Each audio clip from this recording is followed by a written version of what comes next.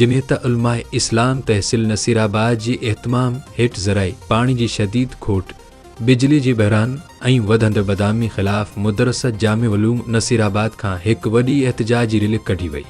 Rally शहर जे मुख़्तलिफ़ रस्तनि तां थींदे पुलिस क्लब नसीराबाद पहुती, जिते मुज़ाहिम पारां एहतजाजी धरणो हुन वियो।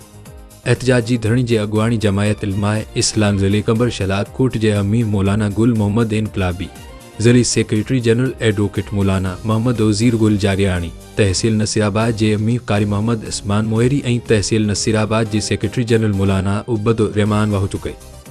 इन मौक़े ते अॻुवाणनि ख़िताब कंदे चयो त नसीराबाद जे समूरनि ज़रई शाख़नि में बिना देर पाणी फ़राहम कयो वञे, छाकाणि त ज़रई पाणी जी शदीद खोट सबबि हज़ारनि एकड़नि ते बीठल फसल तबाही जे किनारे ते पहुची विया आहिनि।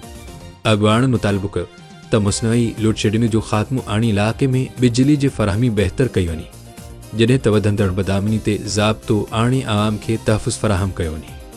मुक़र्रिरनि चयो त अवाम अॻी केतिरनि ई मसइलनि खे मुंहुं ॾेई रहियो आहे, तंहिं करे हुकूमत ऐं लाॻापियल इदारा अवामी मसइलनि जे हल लाइ फ़ौरी क़दम खणनि।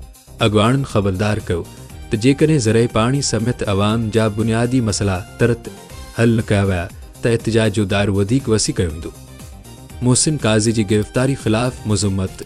एहतजाज दौरान अॻुवाणनि मोहसिन काज़ी जी गिरफ़्तारी जी पिणु सख़्त लफ़्ज़नि में मज़म्मत कई ऐं मुतालिबो कयो त खेसि फ़ौरी तौरु आज़ादु कयो वञे।